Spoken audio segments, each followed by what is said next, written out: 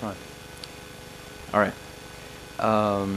So this has been on the screen for a while now. I just wanted to talk about it very briefly first. This work, you'll see recurring themes come up as I begin to show my work. And this particular piece isolates a few of them. It's really more of a diagram than a final piece. It's something that's more ambient. And some of the characteristics are that it clearly has reference to natural forms and the way certain aspects of nature function, but at the same time it's clearly synthetic. Also, it's continually iterating and changing. It's never the same, it's never still, but it always stays within a certain framework. And then also, it's without scale. This references some things that happen at a very small scale inside of our bodies. At the same time, it references things that happen on a very macro scale, a sort of a universal scale as well. So these are things that I'll talk a little bit more about, kind of the edges of those things. I won't really speak about them directly, but they're represented throughout the work. So the talk's in three parts: foundation, and then two groups of work, tissue and microimage. I've never really talked explicitly about some of the ideas behind the work, and so this will be the first time for that. We'll see how that goes. So we'll start off first. These are four different categories. They're all different from each other, but things that have been influencing the work for many years. And we'll start with emergence. So I don't know, I've read books and books about this topic and technical papers about the topic, and it's very, very difficult to sum up concisely. But there's a few sort of easy ways to talk about it that don't really capture the essence but are approachable. So the first, the whole is more than the sum of its parts. So we're talking about bottom-up hierarchies rather than top-down. So I think last week was Darwin's 200th anniversary of his birth. So when you talk about bottom-up versus top-down, it's sort of the difference between the theory of evolution and intelligent design, for example. So that's kind of, emergence is related to evolution. And this balance between rules and autonomy. So every bottom-up system still needs rules to operate within. And then an emphasis on the interactions rather than actions. So I have a quote from a book by John Holland. So the book is called Hidden Order, and the quote's from that. Though the activity of an individual neuron can be complex, it's clear that the behavior of the central nervous system, aggregate identity, is much more complex than the sum of those individual activities. The behavior of the central nervous system depends on the interactions more than the actions. So that's clarified by this next quote, next sentence in the book. The sheer number of interactions, hundreds of millions of neurons each undergoing thousands of simultaneous interactions in thousandths of a second, takes us well beyond any of our experience with machines. The most sophisticated computer in comparison seems little more than automated abacus. So it's this idea of you have these thousands or millions of elements that each have their own actions, but it's really the interactions between these elements where the focus I'm placing. And also, I think this sentence also reveals my skepticism about computers and how high-tech they are. In my work, I'm just continually frustrated with how they can't do what I want them to do, despite the fact that they do much more than they could 10 years ago when I first started using them in a serious way.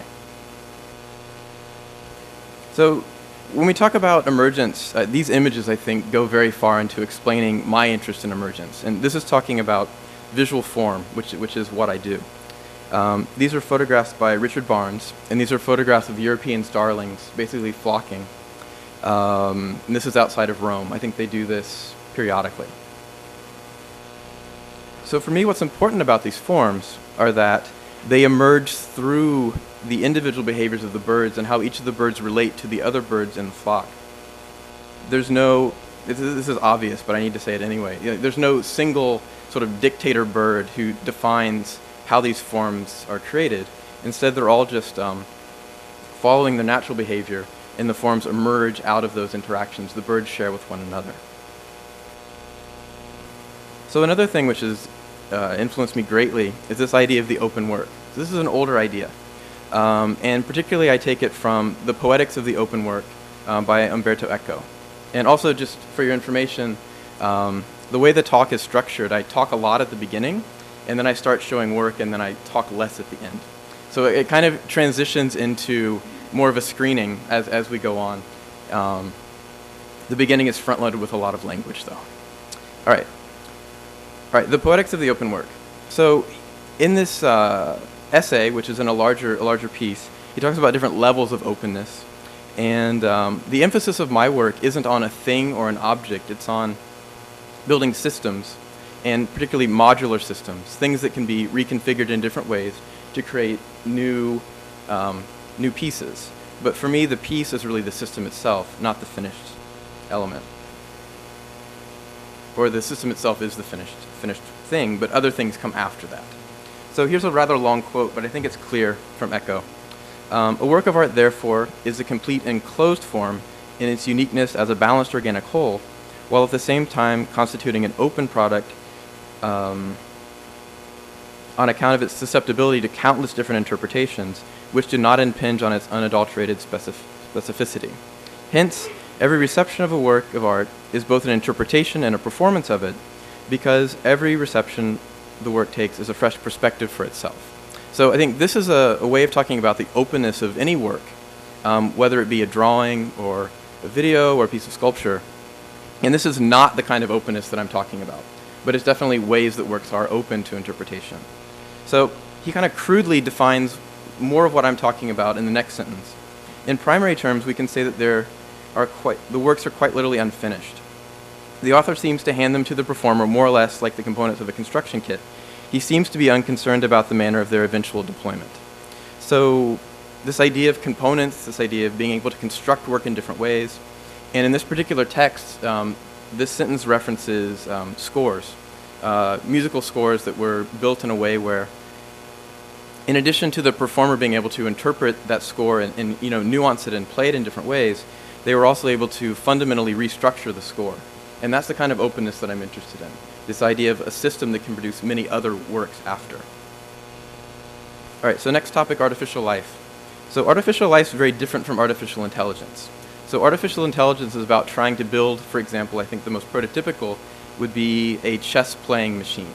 So it's about simulating higher intellectual logical processes. So that, of course, is something that I find very interesting, but it's not the focus of what I'm doing or really where my emphasis lies. So these are three examples: Conway and Wolfram's cellular automata, Reynolds Boyd's, and Bratenberg vehicles, which I think some of you will be familiar with these. I'm going to go through them again very concisely. So in a cellular automata, it's literally a grid of cells. So here you see some portion of a larger grid of cells. And every cell, so in this case we have the cells in the middle, they look at their neighbors, so the cells on their borders, and they use, and for this example, this is the rules for Conway's game of life. They use the quantity of other cells which are active, either on or off, to determine what to do in the next step, the next iteration. So you can see here in these categorizations, if you have 0, 1, or more than 3 neighbors, on the next iteration of the cell is death. So life is represented as black and death is represented as white. If you're already a dead cell, you're already white, and you have 3 neighbors in your local grid, then the next iteration you are born, so you come to life. And then in this last example, if you have 2 neighbors from your total grid or in your neighborhood, then you survive. So through these 3 extremely simple rules, in an extremely limited world, just a matrix of cells that can either be on or off, you get some remarkable properties of life begin to emerge. So this is the game of life enacted in software at a pretty coarse, low resolution.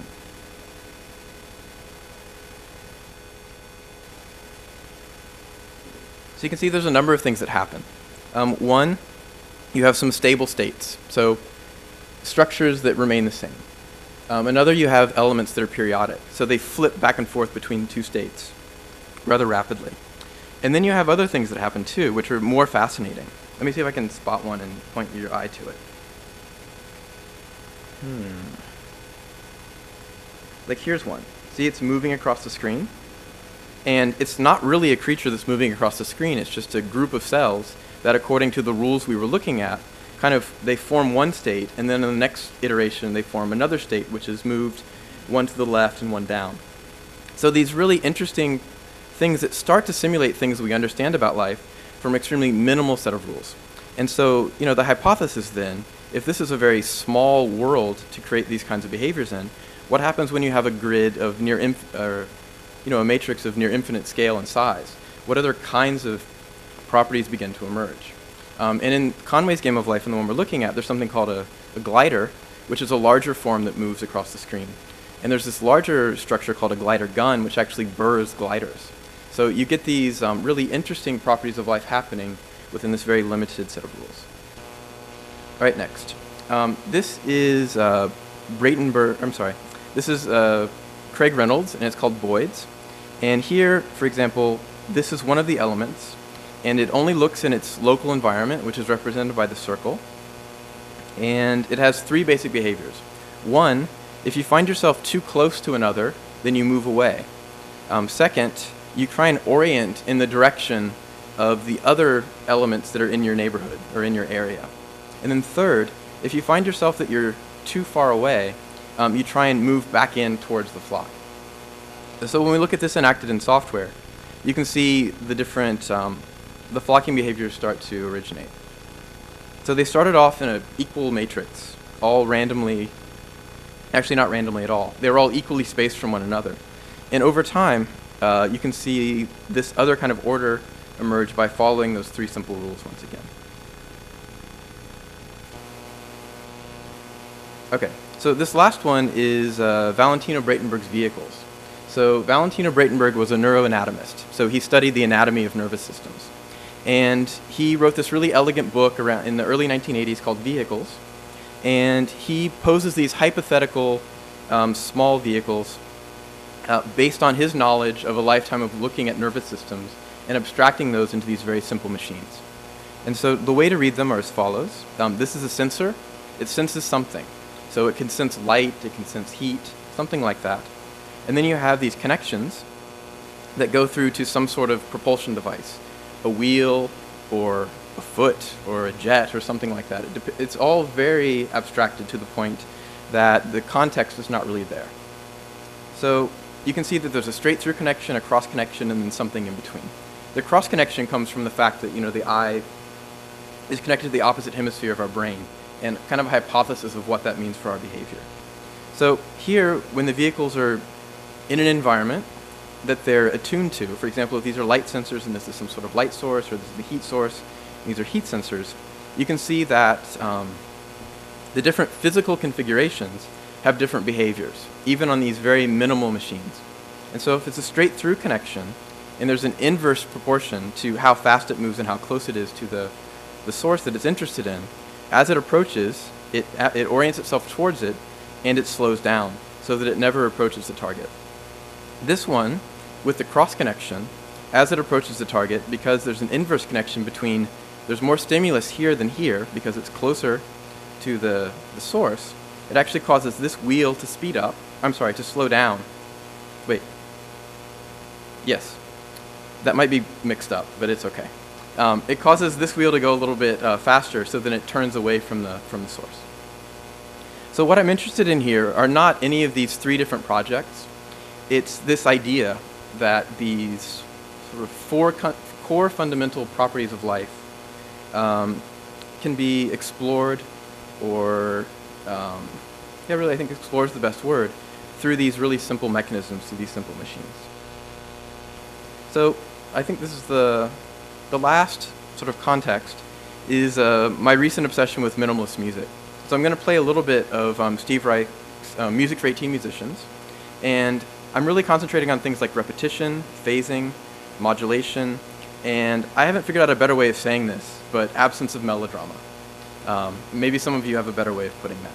But let's listen to a little bit of the music.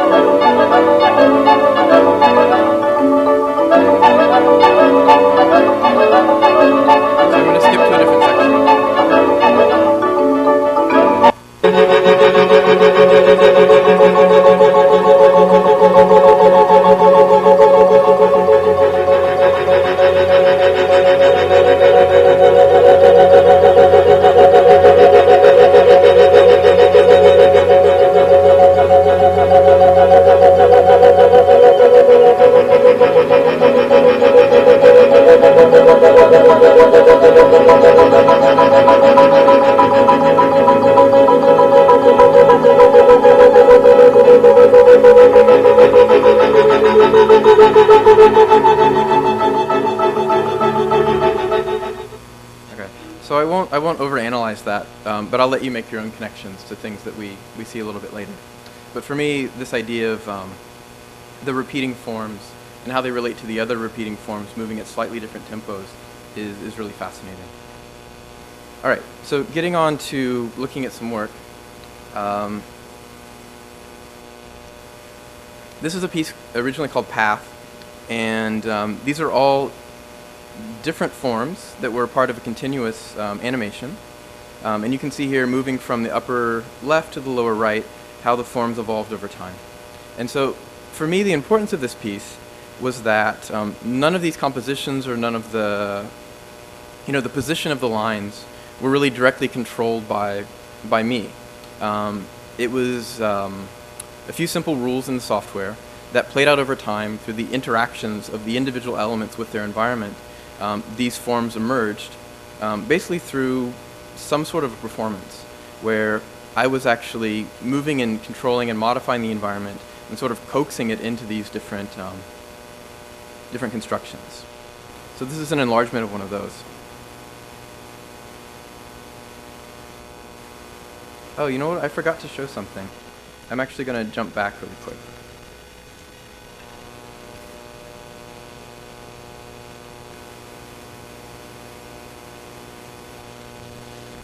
I forgot to show this, right? All right. This is important. Okay. So this is a very, very crude, very simple software implementation of the vehicles that we were looking at before. Just to recap, remember, this is the situation. So here, there's 4 different colors, and each color represents a different machine, different wiring. So you have the straight connection, the crossed, the positive and the negative relationship between the sensors and the motors. And so what they're interested in the environment are represented by these X's. You can see each of the vehicles here. So over time, what happens is the ones with the same program, the same machine, begin to group together. You can see that over here, you can see that here. And the yellow ones that we're looking at are ones that Breitenberg called aggressive. They hunt for the source and they move directly through it. The blue ones he called curious because they sort of approach and then they turn away at the last minute. They're a bit timid. So he was using these terms of psychology to explain these extremely simple mechanisms. And for me, that's maybe a slippery slope, maybe a bit dangerous, but it's also interesting because I think you can see the relationship. So the idea then is if we modify the environment a little bit, you can see that then they react and they respond and they change in relation to that. So if you look at more in the environment, you can start to see the way they aggregate together a lot better.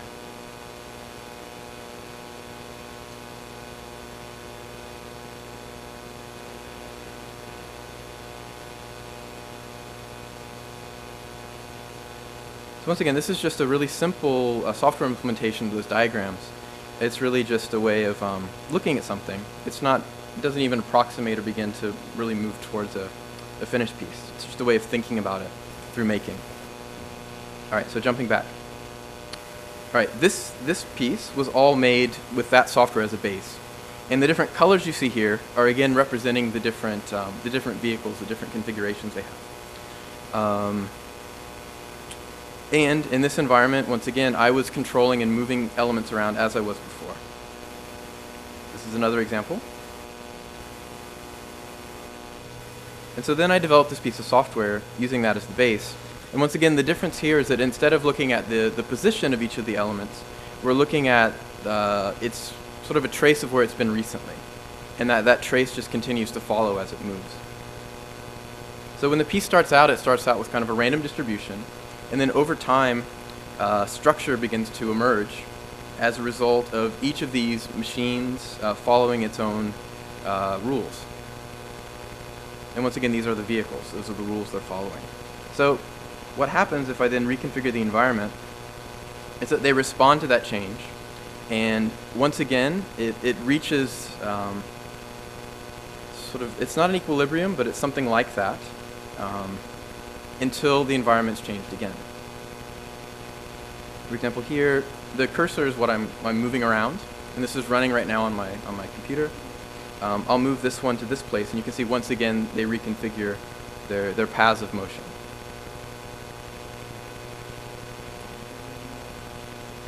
what, the year? 2002?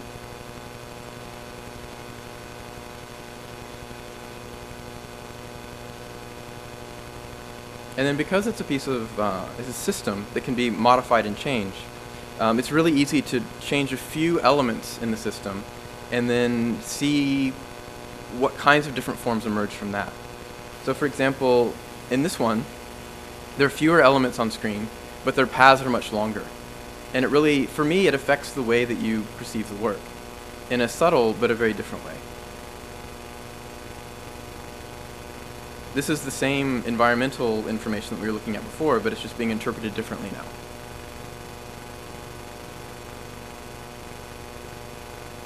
Okay, so skipping on. This is a series of one printed image from a larger series that I did based on the same piece of software. So, as I said, for me, the core focus of the work is really developing the systems. And for me, I make the work visual because that's how I can relate to them. That's how I can sort of perceive them. The work is very abstract. It happens in a realm that's not a visible space. And so I make them visual in order to understand them better and to modify them and to change them. And so I work in software, I work in print, I work in a few different media as a way of looking at them in different ways. So I kind of think of it as viewing the same thing through different lenses as a way of understanding what the thing really is. Sort of if each medium has its own limitations, if I look at them through different media, I'm able to see through some of those limitations and see what the thing actually is. At least that's my hypothesis. This is an enlargement of that print. And this is from a different series of prints from the same software. Here you can see it's sort of a different graphic, a different visual language, but it's just made by changing these parameters very, very slightly. And that's an enlargement of that. This is how the work was installed. So here on the wall there was a set of 40 prints, and each row here represented a different, slightly changing the space to explore, the parameters of the system. And then in front was an interface that allowed you to actually manipulate the software directly. So as I had done when I generated the forms. So usually when I show the work, I show the software and other representations of the software in the same space as a way of getting to what I find is the essence of what I've actually done. I think if you only look at one of them, you get a really skewed perspective and you don't really see the full, you can't get a sense of what the work is. So this is another group of printed images, and so here I was reaching the limit of what I could do as sort of real-time software, as software that can be performed, and I increased the elements to a level where they needed to be rendered. And so in this case, it's once again dealing with the vehicles in the same way, but now instead of a few thousand, it's 500,000. And with emergent systems, when you increase the order by that level, you see different properties begin to emerge through them. And so in this case, the work was much more about shifting of mass rather than about the motion of the lines. So this is an enlargement of that. And then once again, the color shows the different mechanisms of each vehicle. So each machine type with the cross connections or straight through connections has a different base color. This is a series of 6 prints generated from that software. And then this is a triptych developed from the same software, where I started thinking that what was really important about the work was not the distinction between each individual machine, but the larger overall macro form that was developed from these sort of micro interactions between the different elements.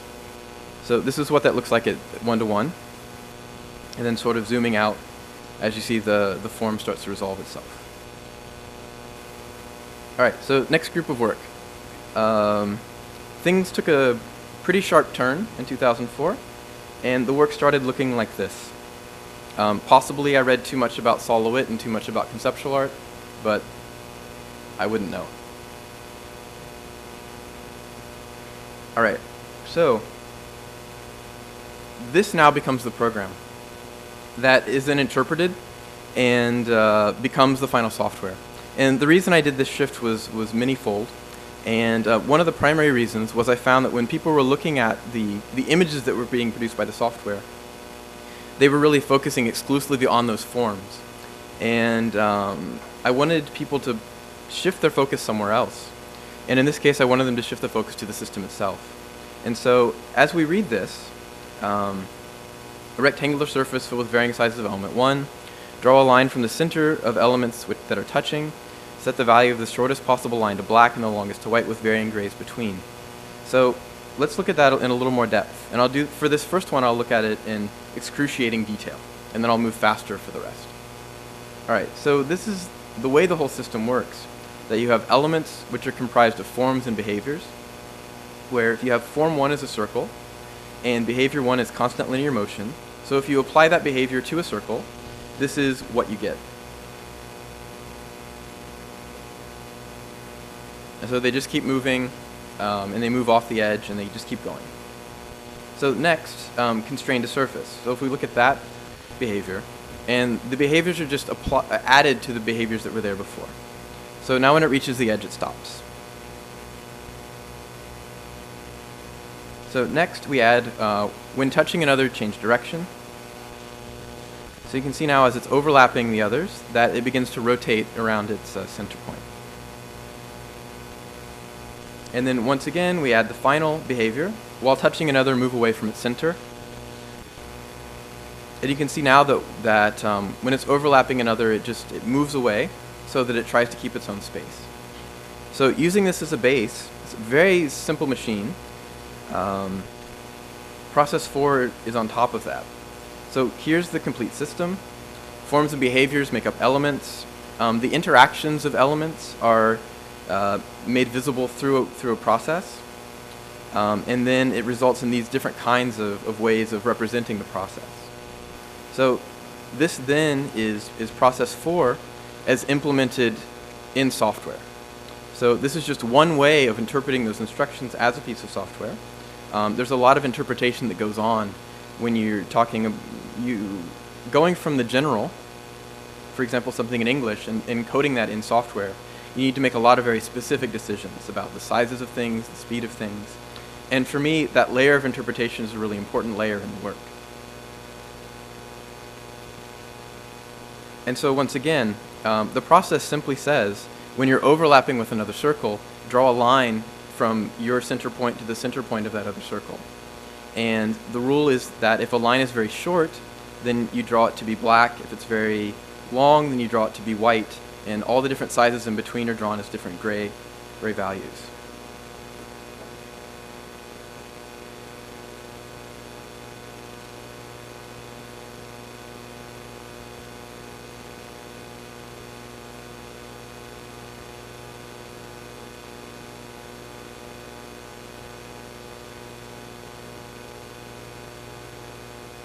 So for me, this also gets around the hard constraints of current technology, meaning that the work itself is that text description. It can be implemented in a lot of different ways at different times. For example, a lot of the work that I did 10 years ago will no longer run on machines of today. By sort of making the work itself as the text description that can be re-implemented in different times and different situations for different media, it breaks away from that, what I see as a really strong limitation. All right, so this is a printed piece from process 4, and here you can see that it's been transformed significantly. And that's because the medium of print is different from software, and it provides more resolution. Primarily, we have two different changes in resolution. We can have more elements, so more elements can be considered at the same time. And then also we have more resolution. Projectors, screens, they have such a finite, coarse resolution that it's very limiting in the kinds of images that can be produced. So dealing with print, it expands both of those greatly. This is an enlargement of that. So you can see here once again in the work, I'm striving for an ambiguity between the natural and the synthetic. For me, this is sort of a really important aspect of our contemporary society. We're kind of reaching the horizon of where those two elements mix, the synthetic and the natural. And in doing this work, I'm sort of visually reflecting on that, in my opinion. All right, these are more ways of looking at the work. Once again, through different lenses, I think you really see what the piece is about. So these are diagrams. So this, for example, is a diagram of one step, one iteration of process 4. And at the bottom, we have what I call the data view. It's actually looking at the sort of the numeric values that build the image. And then here we're looking at the diagram itself, where you have the individual elements, and you can see the connections being made between them when they're overlapping. So this one isn't overlapping, so no connections. And so this dynamic network is built and rebuilt every frame of the process. So the numbers down here at the bottom represent, for example, the identity of each one. Each one has a number. It represents its location, its size, its angle, the number of connections that are being made. So when I first started doing this work, I really had this need to look at the work in many different possible ways. So this being I guess the most literal, this being a way that we can understand it a lot better. For example, the machine really understands this view, while people can immediately process and understand this much easier. This is another diagram of the same piece. And here we're expanding the network. So if elements are within the vicinity, it draws connections. And so we have this kind of form emerge from that. And once again, the data that's used to produce that form. All right, so this is how the work was installed. Here we have the image unfolding in time, the software. This was the computer that the software was running on. This was the process itself, sort of written out in text. And then here we have these diagrammatic prints that sort of explain the process in a little bit more depth. You'll see this change as we look at more work, but this time it was really important for me to not hide the machine. For me, it was important to show that this is the body that the software runs sort of within, and sort of then moves through the wiring or the infrastructure into the screen. There are two more pieces based on process 4. This one is looking at the code itself. So this is the computer code, the source code. And the computer and source code I find not to be important at all. But this piece was really about looking at the way that code ran. So it's looking at the patterns and rhythms in the code. And so this is 2 frames of the program. So it produces 2 iterations.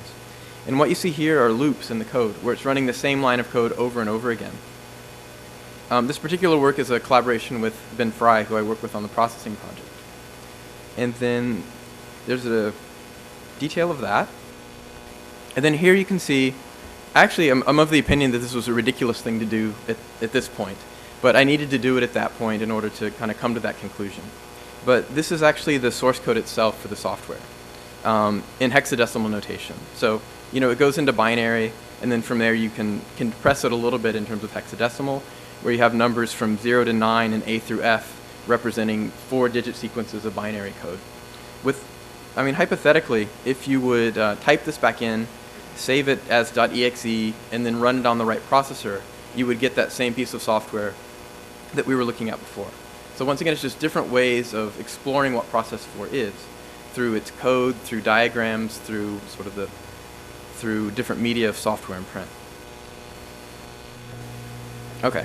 And then once again, that work is just a base for doing other kinds of things. So this is a performance for the piece of music that we were just listening to about 10 minutes ago.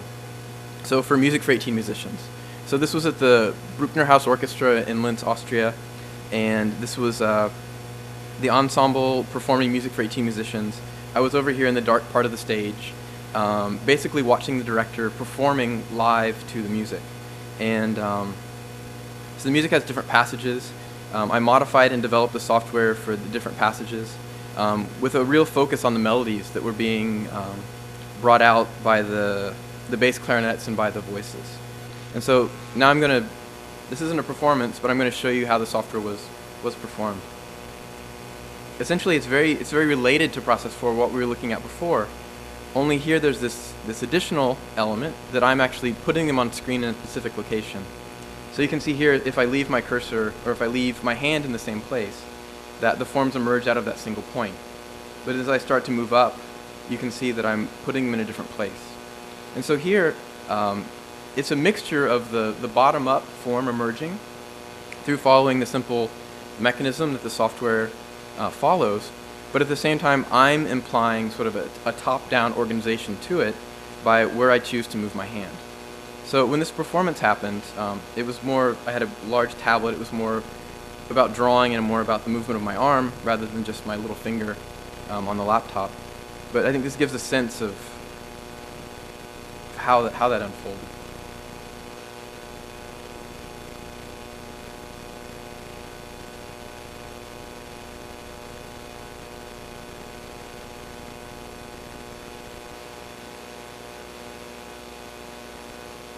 Okay.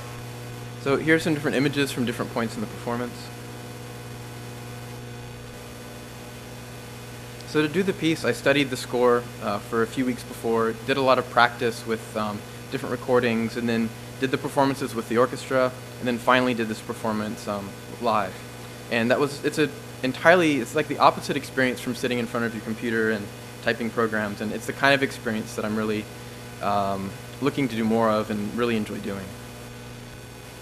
This is one other way that the work is sometimes viewed. So this is more of an architecturally specific installation. So here we have a large format projection within a space, sort of creating an ambient mood or setting a tone within the architecture. All right, so process 6. This is another example of the difference between the bottom-up organization and the top-down. So this one is identical to process 4, only the elements only emerge from 3 different positions within the environment. So this is once again the same installation from the same show, the software running, and then a set of prints based on this particular process. And then here's the software running.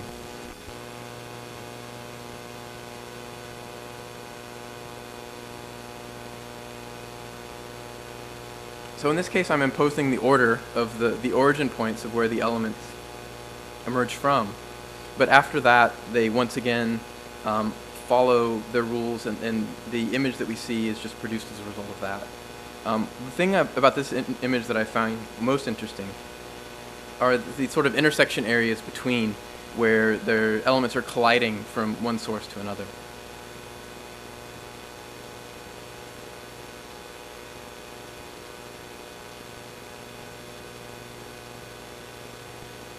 So another theme of the work is well, it's actually something I've already mentioned a few times, but this idea of having these very simple mechanisms, and I try and make the mechanisms as simple as possible, which produce form which resembles natural form.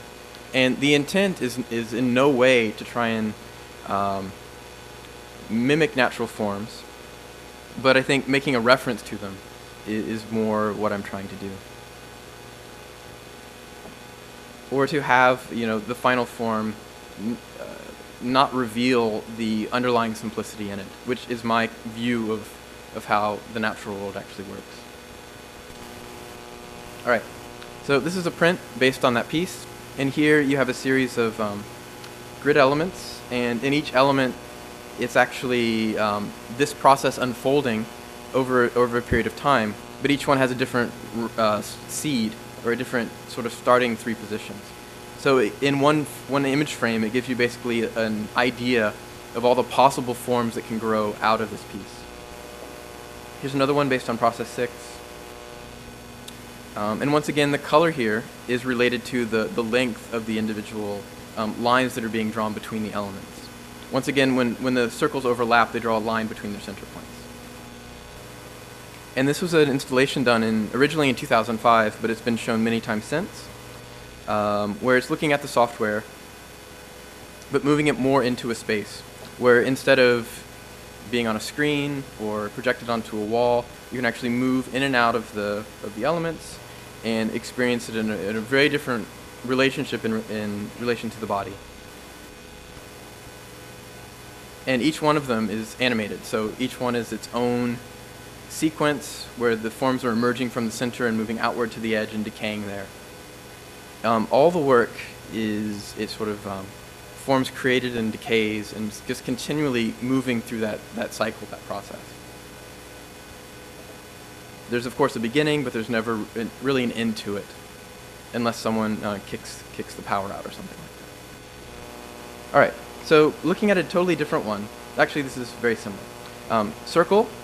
Constant linear motion after moving off the surface inner from the opposing edge. So this one's even simpler. and we'll look at what kind of forms this one can produce. So you can see here that as it moves off one side, it just enters from the opposite. So this led to process 11, which I'll just basically paraphrase. It's actually a bit convoluted. I think that was a lesson from this one. So let's run that software. So here, essentially, as the circles are moving, it's drawing new circles at the points of intersection. So whenever you have two circles overlap, there's always 2 points in which the circles are touching. And this particular process just draws new circles at those 2 points. And the size of those circles is just proportional to how far those two circles are overlapping and the original size of each circle.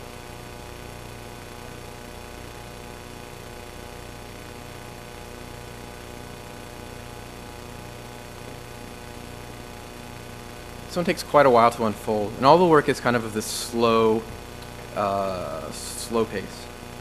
So I'm going to cut that. This was the work installed at a gallery in Seoul. It was a large, on a wall that was built out from the wall. Here's the rest of the installation. This now is how I was exhibiting the work, where you have the instructions here, and then a series of the different possible iterations that happen as a result of the process unfolding. Here's a series of related prints to the processes that were on display. And this is a better view of one of those. Alright, so I want to show this one because it's very different. Form 2 line, behavior 1 constant linear motion. Once again, after moving off the surface, enter from the opposing edge. And then this one's different. While touching another, orient towards its direction.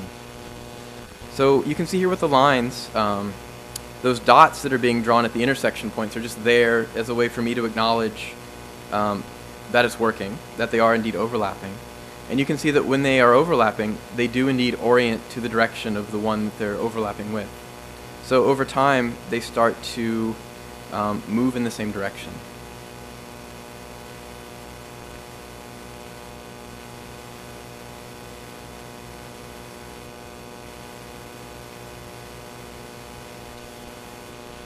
Okay, so then process 18 is based on using that element as its core mechanism. And this is how I'm installing the works now. So basically, let's look here.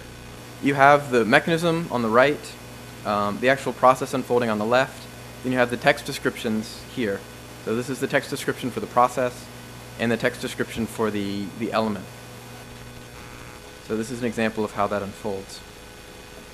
And so in this example, I can show you a little bit of what I mean by the translation from the actual process itself, the text description, to software requires a lot of interpretation.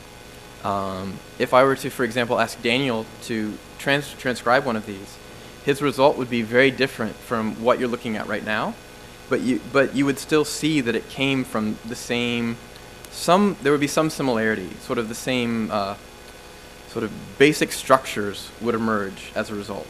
And for me, that's what's very interesting. It's the way these different works can be interpreted in different ways, and the way these minor changes can be made too, to also create new works from this one set of instructions.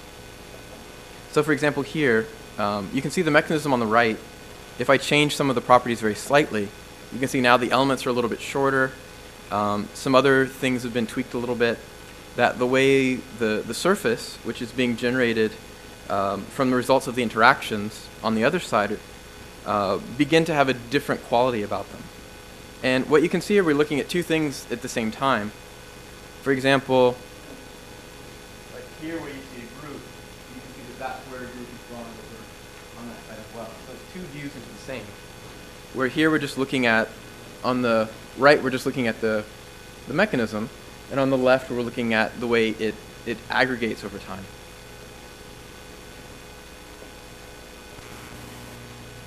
Okay, so this was an example of how this particular work was installed, and these were works that were generated from that particular process. So this was a diptych from process 18, and here's some enlargements of it so you can see a little bit closer. And these were done with a photographic process, meaning photographic paper was exposed, and then it went through a normal chemical development process.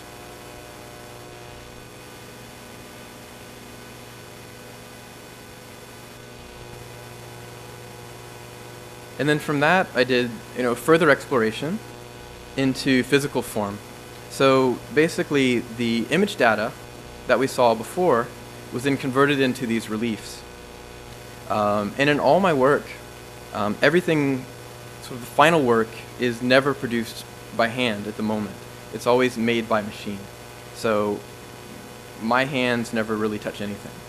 So in this case, this was cut by a drill bit that was controlled by a computer, which controlled a robotic arm, for example.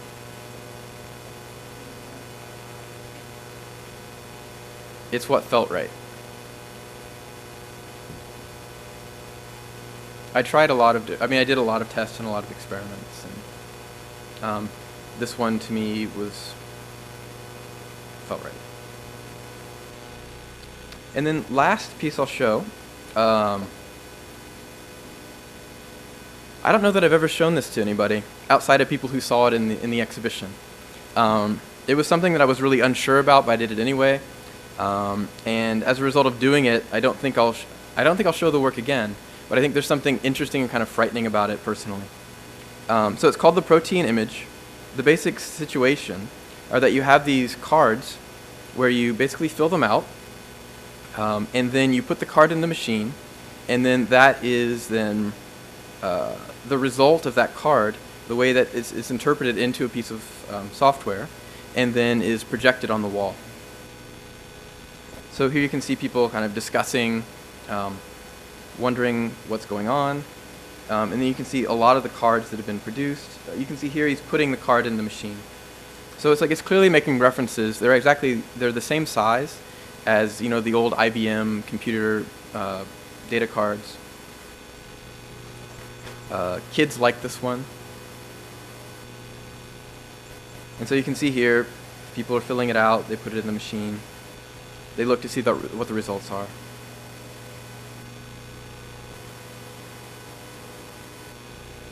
Whoops. And so essentially what I did was I took all of the work that we've just been looking at. Essentially, it was about 4 years of work, and kind of condensed it down into this one series of choices. Where, for example, you can pick the basic form as circles, you can give it the basic behaviors, you can select a base size, the base speed, the number of elements you want to see, and you can choose to look at it as a network, and look at the mechanisms, and then run it and see what the results are. So essentially it gets you about 90% of the way to the final works that I was doing. Of course, none of the values are kind of massaged or tweaked in a way that they were in the final pieces. So here if I click surface, you can see what the aggregate of that looks like over time. You can see also it shifts from just the black and white to the grayscale. If we go back and select something else,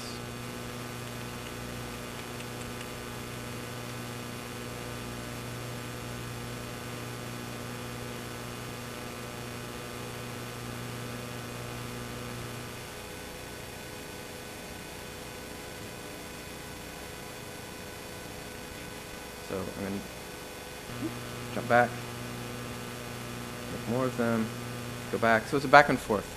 And so what I liked about the piece was that it allowed people to, I guess, approach the work that I was doing. They could make decisions and sort of go back and forth and explore it, talk about it with other people. I don't know, I'm kind of on the fence about the whole thing. But there it is. So yeah, that's really what I wanted to present to you this evening. And I think now we have a little bit of time for questions if somebody has some of those. Yeah.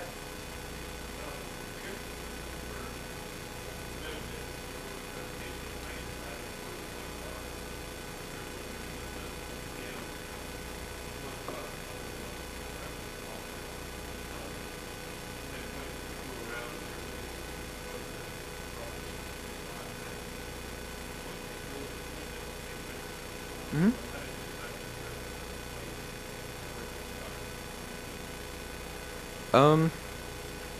Well, in that case, as I was trying to communicate, for me the work is about what's possible within this given set of constraints. And so I was largely trying to, if you think of all the possibilities from any given set of constraints, I was trying to sort of explore the edges of that space and define those edges.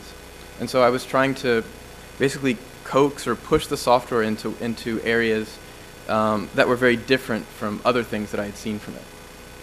So for example, in this piece, what was interesting about it is that I had been working on this work for maybe 4 years, and I would say when I put this piece up that allowed people to really quickly kind of explore and modify things, they came up with things that I hadn't seen in those 4 years within an hour. So that was kind of fascinating. And actually what we're looking at right now is something I've actually never seen before either, which I thought that after sitting with it for 24 hours and watching people make all the changes or choices, that I didn't think I'd see something new.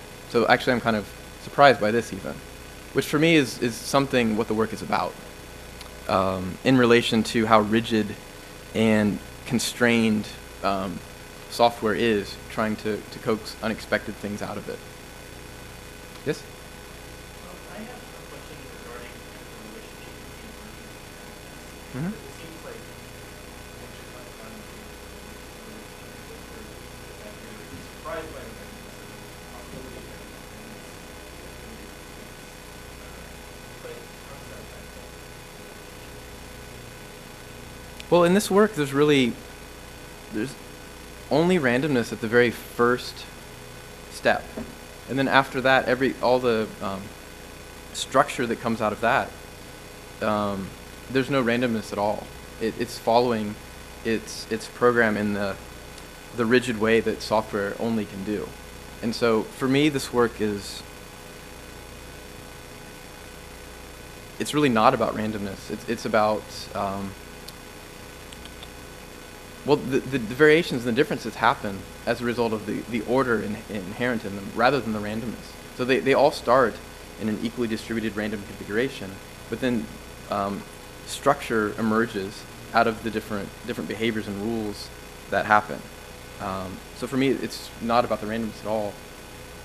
If we, for example, change one of these rules and then run it again, you can see that it starts with sort of a random distribution, but you'll see that the kind of structure that comes out that's different from before is entirely a part of the process, which is hard-coded and embedded.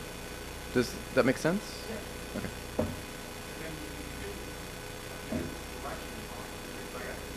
Well, what I want to comment was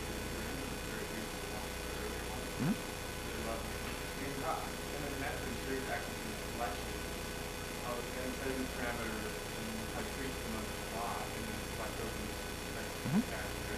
Mhm.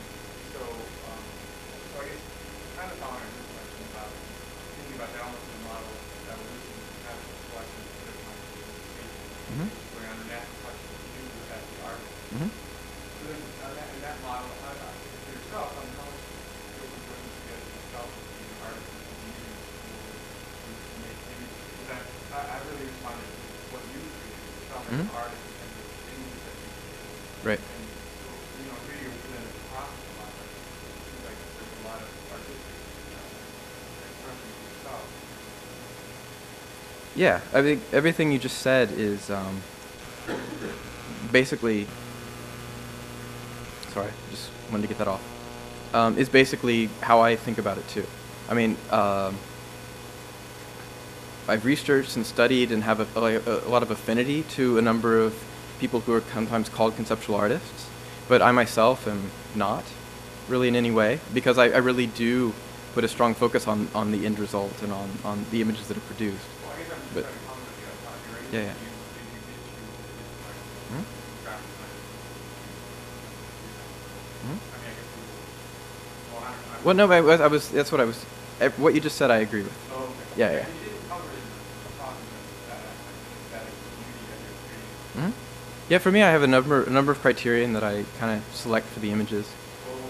Oh, That the image is a bit puzzling. Like, it doesn't immediately resolve as anything. There's this phenomena called pareidolia, where people see something like you see Snoopy in the clouds, for example.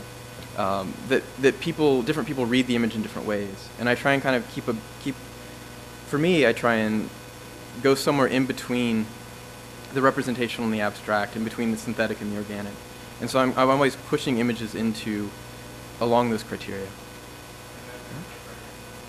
Okay, thanks. Yes?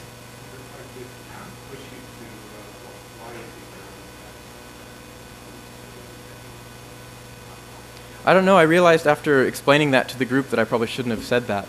But I literally haven't talked about it before in public, so that's what came out of my mouth. I think from one point of view, it could be the most exciting thing that I've done. I think from another point of view, it could kind of trivialize everything I've been doing for 4 years. And as I said before, it's a relatively something new, and I haven't talked to enough people about it or talked it through enough with other people, I would say. Had enough dialogue and debate about it to kind of resolve personally how I feel about it.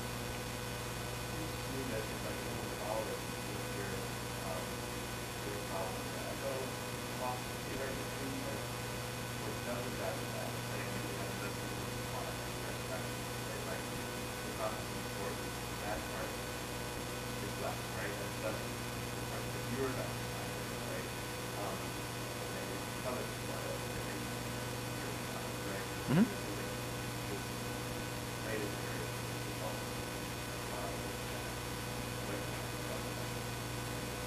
Right. Yeah, I mean, people certainly spent more time with this and enjoyed it more than anything that I've done before, because they were more involved with it directly, and they were able to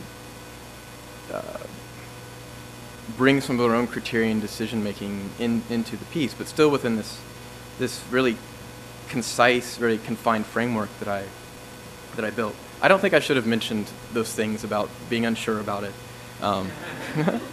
To summarize.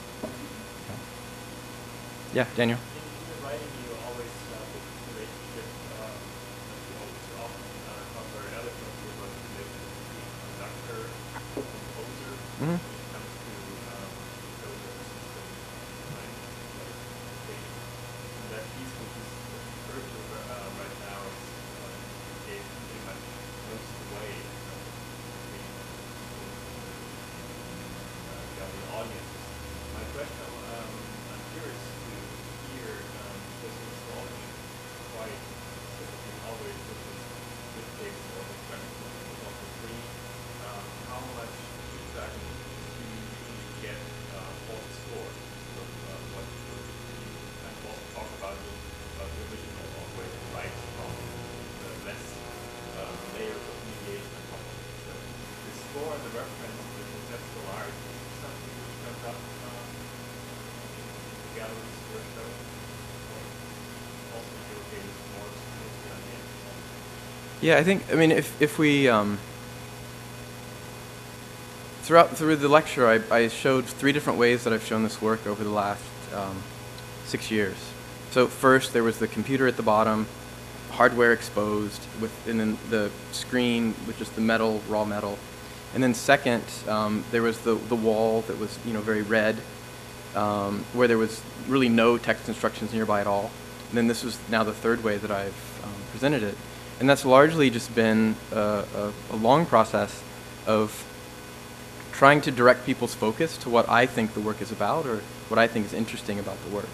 So in this final iteration, which I'm happy it's come to this for now, I think people really, they're able to come to it and look at it in a way more similar to how I'm thinking about the piece. So for me, it's really about the relationship between resolving this and this in their mind, and resolving this and this in their mind, and then the relationship between these two. It gets closer to what I think the work actually is than any of the other ways I've presented it before. Yes?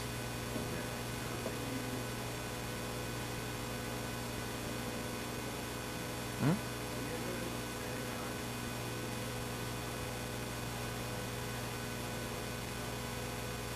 I'm not showing that work today. No, I mean, honestly, my wife's a fashion designer, and we've done 2 projects together. It took, I don't know how many years?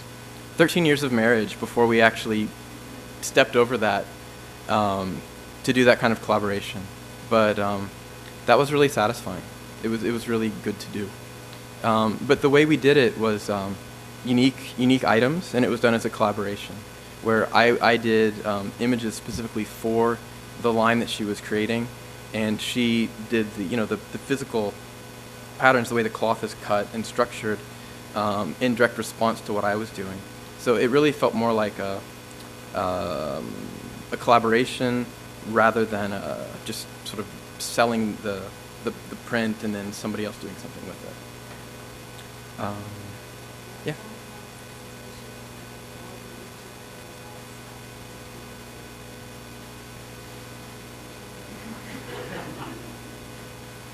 I've thought about making work that's extremely aggressive, that most people would think is ugly, but I haven't gotten around to doing it yet. Well, I mean, basically,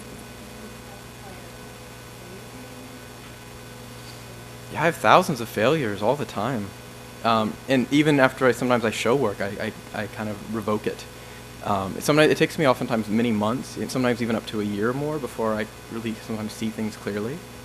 But I mean, I produce thousands and thousands of programs and files, and oftentimes to pick one of the images that I do actually print, I literally go through hundreds, if not thousands, of different variations. That's one thing that software is very good for, is exploring a lot of options. And sometimes it can be an infinite spiral where nothing comes out the end.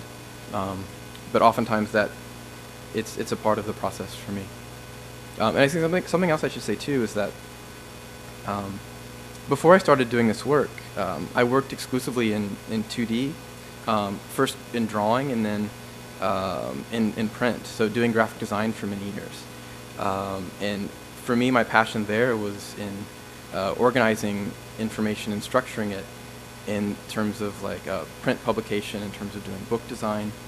And that background, I think, is the reason why I still am obsessed with doing printed images and photography-based images now. So it's sort of like a different way of approaching those things that I spent so long studying and exploring before moving into this kind of work. Anything else? Okay, thank you so much. Yeah.